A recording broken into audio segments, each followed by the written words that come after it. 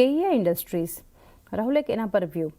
ગઈકાલે તો ઘણી મજબૂતી સ્ટોકમાં આપણને જોવા મળી હતી, એક લોંગ સાઇડ પર બિલ્ટઅપ થયું અને આજે નંબર્સ જે રીતે કંપનીના આવતા જોઈ રહ્યા છે એ પણ ઘણા સ્ટ્રોંગ છે. એટલે નંબર્સ પર આપણે તપન સાથે ચર્ચા કરીએ, પરંતુ અગર ટેકનિકલ સેટઅપ જોવું હોય કે કેઈઆ ઇન્ડસ્ટ્રીઝનું, આપ કઈ રીતે જોઈ રહ્યા છો?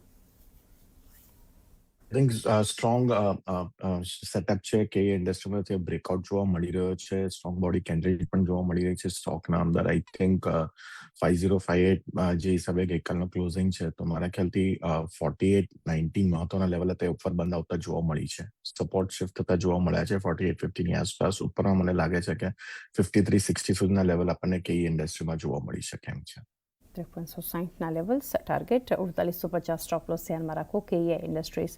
તપન, પરિણામ પણ સમજીએ. ફંડામેન્ટલી જોવા જઈએ, જ્યાં Q4માં નેટ પ્રોફિટ 25%થી વધુ એક સુધાર છે.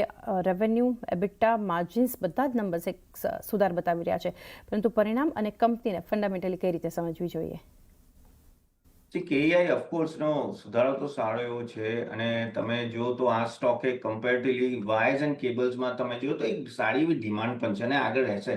કેમ કે જે રીતે ડેટા સેન્ટર્સ આવી રહ્યા છે, જે રીતે આનો કાફી હદ તકનો ડેટા સેન્ટરના લીધે જે ઇન્ફ્રાસ્ટ્રક્ચર બૂમ આવવાનું છે એ વાયર્સ એન્ડ કેબલ પણ પ્લસ પાવર સેક્ટરમાં પણ જો એક સારો એવો બૂમ છે, તો આ બધા લીધે વાયર્સ એન્ડ કેબલ્સ ઇન્ડસ્ટ્રીને સારો એવો ફાયદો થશે.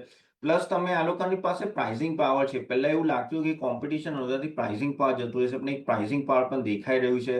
માર્જિન કમ્પેરેટિવલી સસ્ટેનેબલ છે અને એ જ ફાયદો આ કંપનીને હમણાં થઈ રહ્યો છે. ઓવરઓલ મને એવું લાગે છે કે કંપની અહીંયાથી પણ એક સ્ટેડી ગ્રોથ આપી શકે એમ છે અને તમે અગર જુઓ તો ઓલમોસ્ટ ડેટ ફ્રી છે અને પ્રોફિટ ગ્રોથ એ ઓલમોસ્ટ 27 થી 28 છે. તો ઓફકોર્સ કોઈની પાસે હોય તો બન્યારો આ સ્ટોકમાં આઈ થિંક લોંગ ટર્મ માટે સ્ટોક સારું એવું ડિસન્ટ રિટર્ન આપી શકે એમ છે. લોંગ ટર્મ વ્યૂ અહીંથી હોલ્ડ પણ કરી શકો છો જો તમારું રોકાણ જે જાળવી રાખો સારા રિટર્ન માટે. કેઈઆ ઇન્ડસ્ટ્રીઝ આજે અહીંયા પણ પરિણામનું એક એક્શન આપણને જોવા મળશે.